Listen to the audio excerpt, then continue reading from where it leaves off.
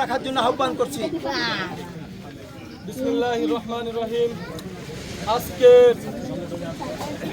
বসারগাতি union Jubo League আমরা যেভাবে বসারগাতি union Awami লীগের নেতৃত্বে একত্রিত হয়েছি, এইভাবে আমাদের ইউনিয়ন পর্যায় থেকে দুর্গ গড়ে তুলতে হবে এবং জননেত্রী শেখ হাসিনাকে দেশে ফিরিয়ে আনতে হবে। এটাই আজকের সমাবেশের আমাদের প্রতিজ্ঞা। সকলে রাজি আছেন? আমরা গোপালগঞ্জবাসী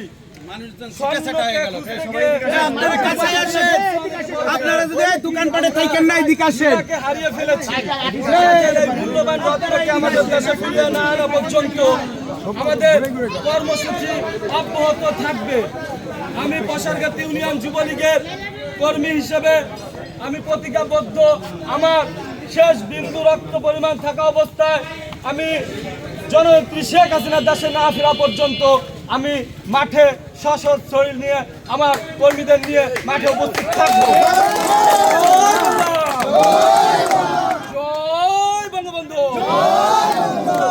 বাংলাদেশ আওয়ামী লীগ চিরজীবী হোক।